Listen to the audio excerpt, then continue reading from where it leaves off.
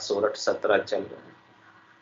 महाराज फरमा रहे जोगिया गिगन मंडल घर की आवो जोगिया गिगन मंडल घर किया दिन दिन रूप चढ़े देही पर महा अमीर से पिया दिन दिन रूप चढ़े देही पर महा अमीर से पिया वो जोगिया गिगन मंडल घर किया वो जोगिया गिगन मंडल घर किया गरु पर ताप साध संग भेट्या प्रेम प्रीत तत चीना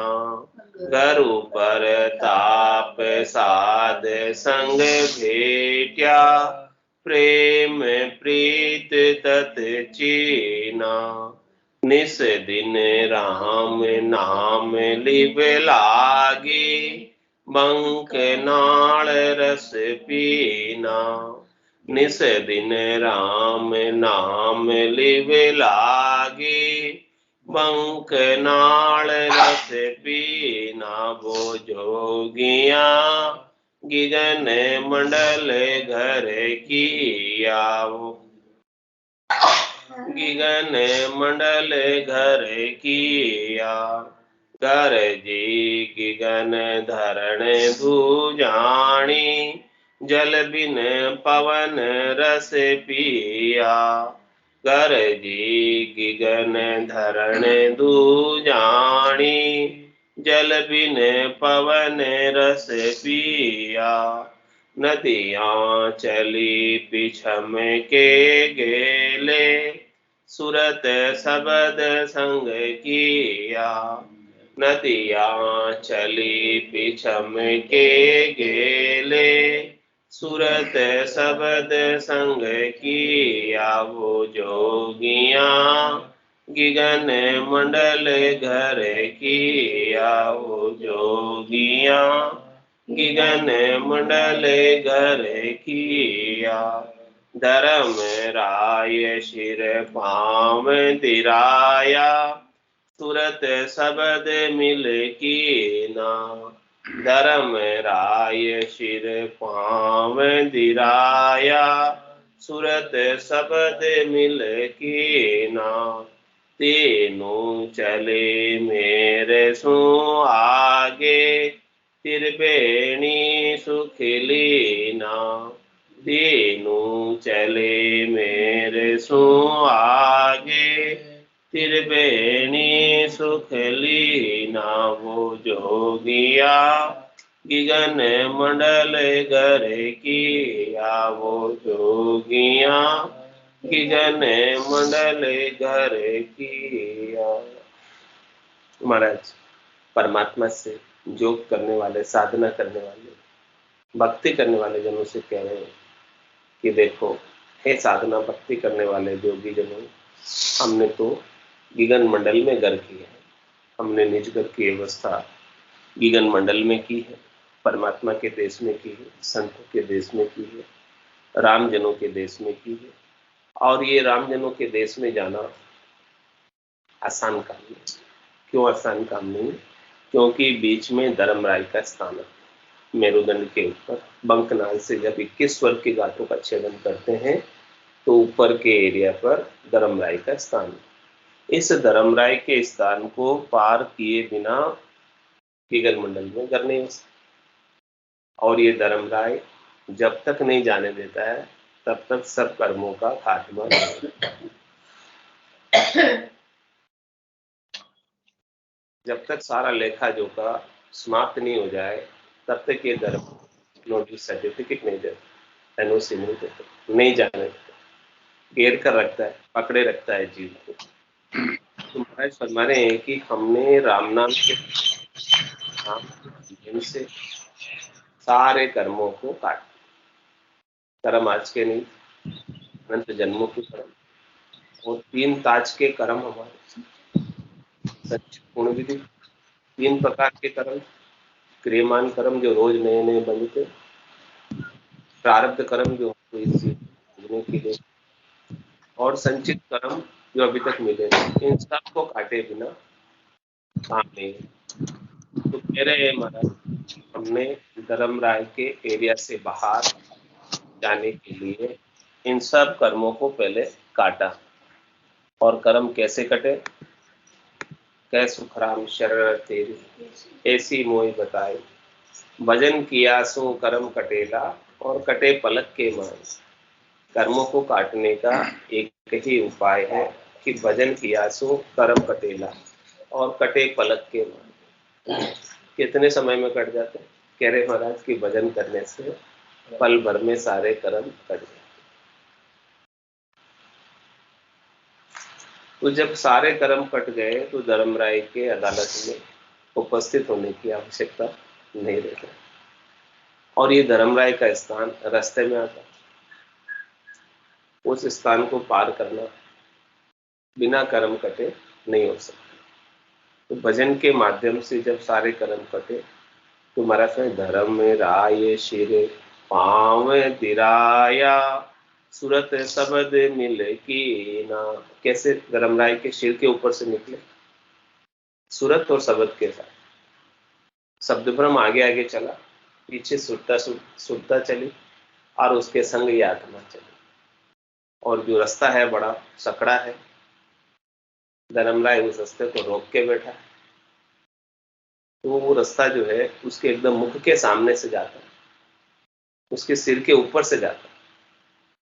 रास्ता जो है जहां वो बैठा है उसके ऊपर से जा, तो एकदम सीधी ऊंची खड़ी चढ़ाई है। उस चढ़ाई को चढ़े, किसके साथ चढ़े, किसके प्रताप से चढ़े? गुरु प्रताप साध संग भेट्या प्रेम प्रीत तत् चीना। सदगुरु के प्रताप से, साधना करने वाले जनों के प्रताप से, केवली भगवंतों के प्रताप से हमें से निज नाम की प्राप्ति हुई, सतनाम की प्राप्ति हुई, कुदरत कला की प्राप्ति हुई, नेचर की प्राप्ति हुई। उसके संग ही चढ़ पाए। उसके संग के बिना तो ये धर्मराय छोड़ता नहीं। क्यों नहीं छोड़ता है? क्योंकि उसके संग के बिना तो कर्म करते नहीं। ये नेचर ही सब कर्मों को काटने में समर्थ है। नेचर खांडो सुन हो, नाम ब्रह्म को कहने को, सो नेचर दे मुझताई सदगुरु भेजा या जुगमान। आत्म हंस जाव के ले आओ, पार ब्रह्म के लोग पठाओ। ये नेचर को देकर भेजा है मुझे सदगुरु ने, और कहा कि जितने भी हंसवती आत्माएं हैं उनको आप लेकर आओ और सबको पार ब्रह्म के लोग दो, और सबको इस धर्मराय से छुड़ा कर लाओ। अभी सब धर्मराय के बंधन में है। जब तक ये करनी और कर्म करते रहेंगे, क्रियाएं करते रहेंगे, उन करनी और क्रियाओं का फल पाप और पुण्य के रूप में धर्मराय भुगताएगा। क्योंकि धर्मराय की नियुक्ति ही सब कर्मों को भुगताने के लिए हुई है। सबका अलग अलग काम देकर परमात्मा ने सबको इस सृष्टि में त्रिलोकी में भेजा। ब्रह्मा रच्यो गणन को, विष्णु करण प्रतिपाल, शिव रच्यो संहार को, इंद्र बरसन मेघमाल, पाप पुण्य का न्याय हो, सिर जो है धर्मराज, संत सिरजा सुखराम है, जीव उदाहरण का।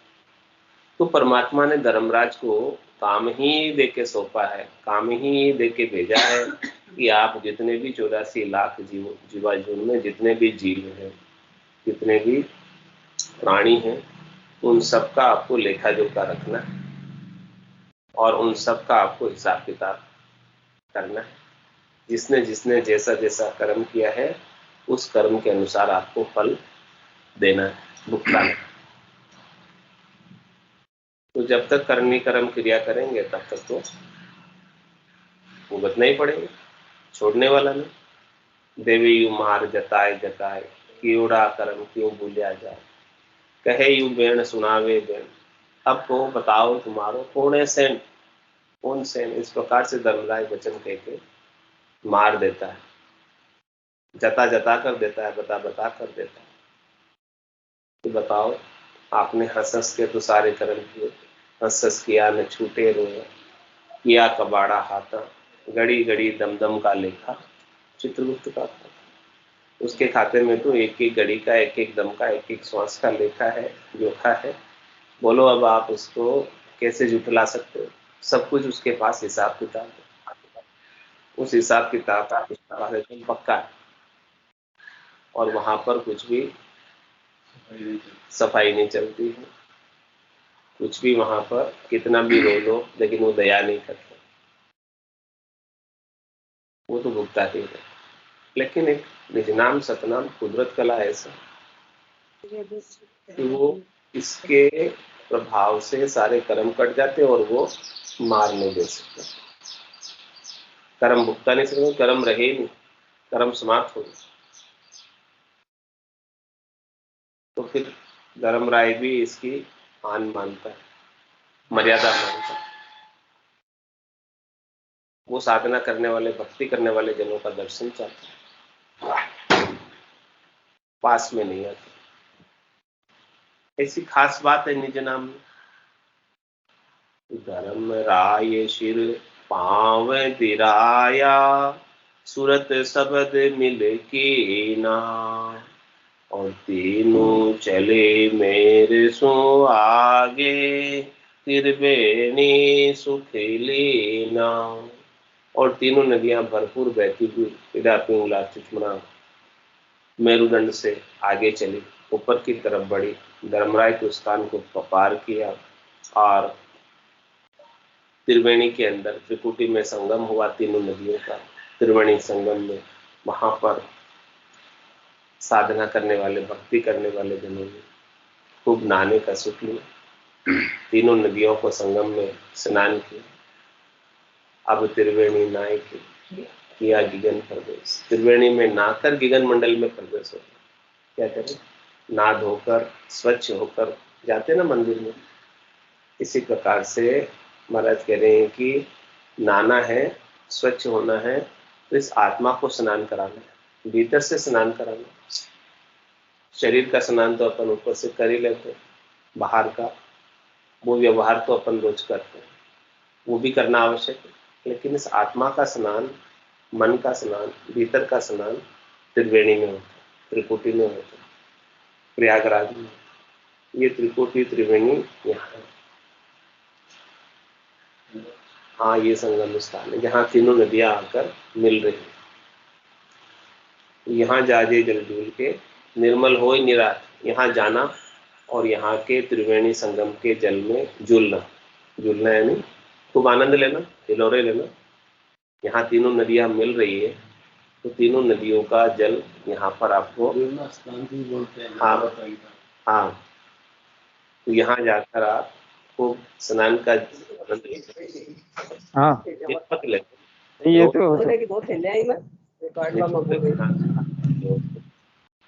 तो एकदम निर्मल हो जाओ। ऐसे स्नान के बिना मन के विकार नहीं जाते, शब्द रूप रस गंध स्पर्श की आसक्ति नहीं जाती। निर्मलता, निश्चलता इस स्नान से आती। तो तीनों चले मेर सु आगे, और त्रिवेणी सुख लेना, ऐसा सुख त्रिवेणी संगम में लिया, और ऐसा सुख लेकर निर्मल होकर नाम लिया निर्मल नरदेही। ये नरदेही निर्मल कब होगी? जब इस प्रकार से सदगुरु विधि से राम जी के नाम का श्वास उश्वास में रसना कागल्य के साथ लकार मकार का सुमरण करेगी, और शब्द ब्रह्म का आनंद सुरता लेती रहेगी। तो मन तो लगा रहेगा श्वास उश्वास में, और आत्मा ने अपने निरंजन निराकार पद में सुरता के संग शब्द ब्रह्म का आनंद लेती रहेगी। तो ये दोनों चीजें साथ साथ चलेगी, और साथ साथ चलते हुए साधना करने वाला, भक्ति करने वाला जन आगे बढ़ेगा। तो इस प्रकार से महाराज हमारे चंद्र सूर उलट पलटाया, सुक्मण का संग लिया। चंद्र सूर कौन है? सूर्य नाड़ी, राइट हैंड साइड से पिंगला, और चंद्र नाड़ी लेफ्ट हैंड साइड से इड़ा। तो चंद्र सूर उलट पलटाया, अब ये उलट कर पलट गए। उलट पलटाया का क्या तात्पर्य? कि एक दूसरे में ऐसे मिक्स हो गए कि अब सुखमण ही रह गए, दिखते नहीं दोनों। न चंद्र दिखता है, न सूर्य दिखता है, न सूर्य नाड़ी रही, न चंद्र नाड़ी नहीं रही। अब केवल सुखमणा नाड़ी ही ऊपर की तरफ बढ़ रही है। सुखमणा नाड़ी में, सुखमणा की धार में भजन हो रहा और ठंडी ठंडी शीतलता की लहरें आ रही। त्रिवेणी में जब खूब सारा जल है तो उस जल की शीतलता, जल की ठंडी ठंडी लहरें तो आएगी। तो सुखमणा का ऐसा प्रभाव है कि वो शीतलता प्रदान करती है और सूर्य नाड़ी नाड़ी दोनों उसके अंदर मिलकर सुखमणा नाड़ी ऊपर की तरफ बढ़ रही है। और फिर ऊपर जब बढ़ती है तो ऊपर कौन है? आदि पुरुष अलख अविनाशी त्रिपुटी तखत के ऊपर विराजे हैं। आदि पुरुष अलख अविनाशी सो मिल हरिजन जी। कौन से परमात्मा से मिले? जो आदि पुरुष।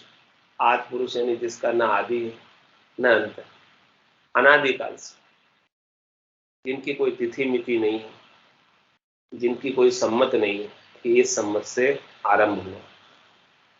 जैसे विक्रम सम्मत से विक्रमादित्य के जन्म की तिथि से आरंभ हुआ, ईसवी सम्मत यानी ईसा मसीह के जन्म से आरंभ हुआ। ये सारे तिथि मिति सम्मत उनके जन्म से। लेकिन वो परमात्मा तो अजोनी है, अजन्म है, निरंजन है, निराकार है, अनादि।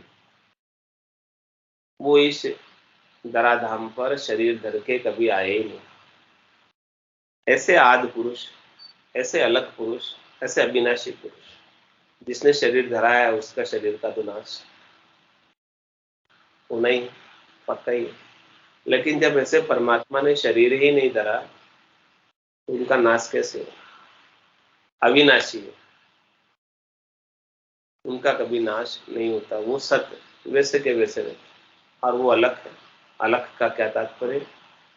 वो लखने में नहीं आते चरम चक्षु से। आंखों के द्वारा उन्हें देख नहीं सकते, कानों के द्वारा उन्हें सुन नहीं सकते, नाक के द्वारा उन्हें सूंघ नहीं सकते, मुंह के द्वारा उन्हें बोल नहीं सकते और हाथों के द्वारा उन्हें पकड़ नहीं सकते, उनका स्पर्श नहीं कर सकते। ऐसे वो अलग परमात्मा है, इंद्रियातीत परमात्मा है, कालातीत परमात्मा है, समयातीत परमात्मा है। बाकी तो सब समय में, आयु अवधि में बंधे हुए। उन परमात्मा की कोई आयु नहीं है, कोई अवधि नहीं है। उनकी वो कभी अवधि पार होते नहीं, उनकी कभी एक्सपायरी डेट होती नहीं। वो हमेशा वैसे के वैसे सत है, इसलिए वैसे के वैसे बने रहते हैं। है सो सुंदर है सदा, नाही सो सुंदर नाही, नाही सो दिसे सदा, है सो दिसे। जो कल भी प्रेजेंट था, आज भी प्रेजेंट है और कल भी प्रेजेंट रहेगा। यानी भूतकाल में, वर्तमान काल में, भविष्य काल में जो हमेशा रहता है उसका नाम है सो सुंदर है सदा। जो है वही सुंदर है, जो हमेशा रहता है वही सुंदर है। ऐसे सत परमात्मा अति सुंदर है सो सुंदर है सदा, और ना ही सो सुंदर नहीं। और जो कल थे आज नहीं, या जो आज है कल नहीं रहेंगे, वो कैसे सुंदर हो सकते? ना ही सो सुंदर नहीं। और क्या करें? ना ही सो दिसे सदा। जो नहीं है वही दिखता है, यानी जो कल नहीं था आज दिख रहा है, या जो आज है वो कल नहीं दिखेगा। लेकिन चरम चक्षुओं से उसी के दर्शन होते हैं, वही दिखाई देता है जो माया के द्वारा रचा हुआ है। क्योंकि चरम चक्षु भी माया के बने हुए और इन चरम चक्षुओं से दिखता है वो सब भी माया ही। इन चरम चक्षुओं से माया की ही प्रतीति होती है, माया ही लखने में आती है। वो अलग अविनाशी पुरुष तो लखने में नहीं है। चरम उनको देखने के लिए, उनको अनुभव करने के लिए सदगुरु की कृपा चाहिए, दया चाहिए, महर चाहिए। संतो कैया पत्नी आवे, वो संतो कैया पत्नी आवे, कृपा करे दया गुरुदेव, जब शिष्य का भ्रम जाए। बिना सदगुरु की कृपा के भ्रम नहीं जाते और सच्चे दर्शन नहीं होते। सदगुरु की कृपा से ही दिव्य नयन माया का खुलिया, ब्रह्म अखंडित सूझे, कै सुखराम ब्रह्म का खुलिया, परम धाम जब सूझे। दिव्य नयन खुल जाते हैं, ब्रह्म चक्षु खुल जाते हैं, भीतर के चक्षु खुल जाते हैं। उनसे ही वो आदि पुरुष अलग अविनाशी के दर्शन, उसके बिना नहीं होते। तो ऐसे अलग अविनाशी परमात्मा जिनका कभी नाश नहीं होता है, उसमें ये आत्मा मिल जाए। सो मिल हरिजन जिया। भक्ति करने वाले जन के जो केवल्य की भक्ति करते हैं, वो ऐसे परमात्मा में मिल जाते हैं। और किस प्रकार से मिल जाते हैं? जैसे बूंद मिली सागर, पकड़ सके क्या कोई करे। वो बूंद सागर का ही अंश थी, इसी प्रकार से ये आत्मा परमात्मा का ही अंश थी। ईश्वर अंश, जीव अविनाशी, चेतन अमल, सहज सुख राशि। ईश्वर का अंश से चेतन अमल है, सहज सहज में सुख की राशि, आनंद की राशि है, लेकिन अपने सच्चे स्वरूप को भूल गए और दुख में पड़ गए, भूलवश, माया का संग करने की वजह से, अज्ञानतावश। लेकिन जब सदगुरु ने जब ज्ञान करा दिया, सदगुरु ने सच्चा सत्स्वरूप का भेद बता दिया कि तेरा सच्चा स्वरूप सत्स्वरूप तो ये है, वो नहीं है जैसे तू समझ। दह गए के अभिमान में उलझ गए। दह गए का अभिमान क्या है? मैं मेरी में अवध रमाई, जन्म बदी तो बातम, सिमरन सोदा कदे न कीना, यो हीर मुसायो। मैं और मेरी क्या, ये शरीर में हूँ और ये शरीर से संबद्ध संसार मेरा है। इसी में पूरी आयु अवधि को बिता दिया और इन सब के कामों में लगकर पूरे जन्म को व्यर्थ की बातों में, व्यर्थ के कार्यों में लगाकर ऐसे ही बिता दिया। लेकिन जब सदगुरु ने सच्चा वेद दिया, सच्चे स्वरूप की जानकारी कराई कि हे आत्मा, तेरा सच्चा स्वरूप तो ये है, वो नहीं, तू हमेशा आनंद पद के अधिकारी है। तू अपने आनंद पद के अधिकार को छोड़कर क्यों फालतू दुख में पड़े? सुख जहाँ दुख, दिवस जहाँ रजनी, जहाँ जन्म जहाँ मरना, ज्ञान विचार बुरा का देखो, काल पास क्यों पढ़ना? क्यों तू काल की फांसी में पड़ी हुई है? क्यों बार बार जन्म में आ रही है, मरण में आ रही है? क्यों नहीं तू हमेशा हमेशा के लिए परमात्मा के संग ही, अमर अविनाशी पुरुष के संग ही अमर अविनाशी हो जाती है। यदि तू एक बार अमर अविनाशी पुरुष में मिल गई तो फिर तुझे मरने की आवश्यकता भी नहीं रहती। यहाँ तो मरने की आवश्यकता है, नहीं चाहते हुए भी मरना पड़ता है यहाँ, क्योंकि काल की सीमा में, काल की सीमा से बाहर नहीं हुए, इसीलिए मरना। जब वो कालातीत परमात्मा मिल जाएंगे और ये आत्मा उसमें जाकर, सागर में जाकर मिल जाएगी, सुख के सागर में, तो फिर वो हमेशा हमेशा के लिए सुख में समाये रहे। दुख के लिए आना नहीं पड़ेगा उसे, दुख भोगने के लिए। जो सुख चाहे तू सदा, शरण राम की ले, के नानक मेरे मना, ये दुर्लभ मानुष जो। सुख का सागर राम है, दुख का भंजन हार, राम चरण तजिए नहीं, भजिए बारंबार। ऐसे राम जी के नाम का सुमरण बारंबार करते करते जिसको याद करते हैं ना, उसी में मिल जाता है। जो राम जी को याद करेगा राम जी मिलेगा, और जो अन्य किसी को याद करेगा उसी में मिलेगा। जिसकी याद बनी रहती है अंत समय तक, अंत मती सो गति, अंत समय तक जिसकी याद बनी रहती है वो उसी में याद करना। और अंत समय तक याद किससे बनी है? अभ्यास करत करत अभ्यास के, जड़मति होत सुख, रसरी आवत जात है, सिल पर परत निश्चय। कभी कोई चीज का अभ्यास किया ही नहीं तो वो अंत समय में भी याद नहीं है। और जिस चीज का जीवन भर अभ्यास किया वो चीज अंत में भी याद आ जाएगी। अंत काल में होती वासना, जा में वासा पाए, कह सुखराम वासना ऊपर कर सवारी आए। अंत में जैसी वासना रह जाती है, जैसी मति रह जाती है, जैसी बुद्धि रह जाती है, उसके अनुसार वो जीवात्मा शरीर कर लेगी। अब जब अंत समय में याद ही केवल परमात्मा रहेंगे, परमात्मा के सिवाय दूसरा कोई रहेगा ही, क्योंकि हर एक श्वास में उनके नाम का सुमिरन है, हर एक उसास में उनके नाम का सुमिरन है। एक भी श्वास, एक भी उसास ऐसे परमात्मा के नाम के बिना खाली नहीं जा रही।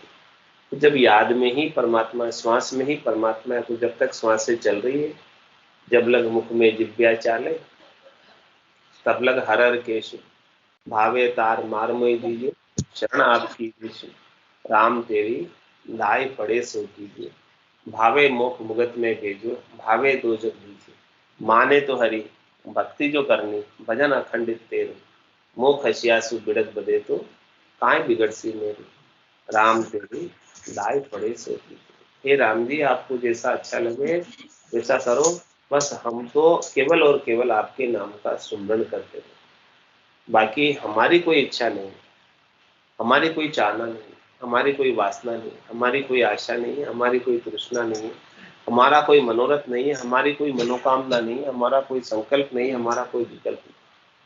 बस हम तो चाहते चाहते केवल आपके चरणों में स्नान चाहते और कुछ भी नहीं चाहते। कै सुखराम दान देव साईं, परम पद बिना लेशु में नहीं। बस मुझे तो परम पद चाहिए, आनंद पद चाहिए, केवल पद चाहिए और कुछ नहीं चाहिए। त्रिलोकी में फल नहीं चाहिए, त्रिलोकी में सुख नहीं चाहिए, कोई पदवी नहीं चाहिए, कुछ भी नहीं चाहिए। इस प्रकार से तीन लोक सुख भया उदासी, जय जन अमरलोक का वासी।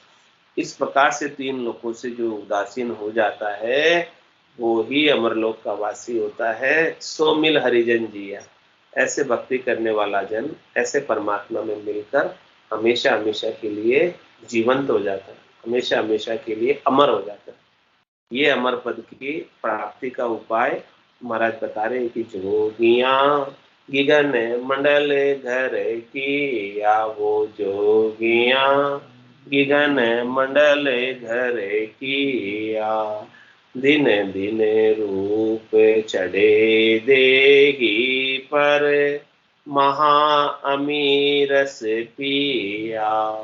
दिन दिन रूप चढ़े देही पर महा अमीर से पिया वो जोगिया गिगन मंडल घर किया वो जोगिया गिगन मंडल घर किया। निस दिन ध्यान लगा सुने माही मन निज मन होए चीना। निस दिन ध्यान लगा सुने माही मन निज मन होए चीना। जन सुखे राम मिल्या सुने सागर पीवे परस अंग भीना। जन सुखे राम मिल्या सुने सागर पीवे परस अंग भीना। वो जोगिया गिगन मंडल घर किया वो जोगिया गिगन मंडल घर किया। जिसका ऐसा घर गिगन मंडल में बन जाता है, जिसका आसन जिसका ध्यान गिगन मंडल में लग जाता है, तो महाराज तुम्हारे निच दिन ध्यान लगे सुन मान, रात तो दिन अब ध्यान उस सुन सागर में रहता,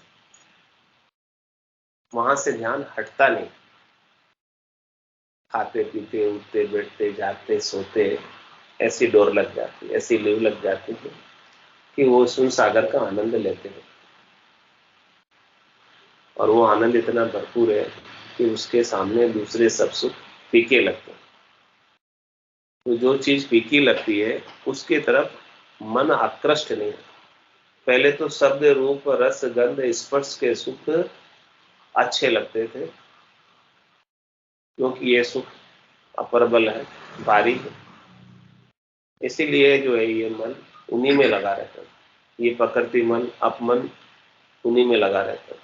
लेकिन जैसे ही सदगुरु की कृपा से दया से महर से सुन सागर में ध्यान लग गया, गिगन मंडल में ध्यान लग गया, विदेही मंडल में ध्यान लग गया, वहां का दुनियात्मक शब्द का अनद नाद जिंग सोहंग अगम एक के बाद एक ध्वनि का आनंद आने लगा।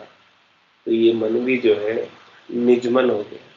ये पहले मन खिलवाड़ करता था, ये मन जो है पहले भजन करने नहीं देता था, ये संसार की ओर सुरता को लेकर जाता था।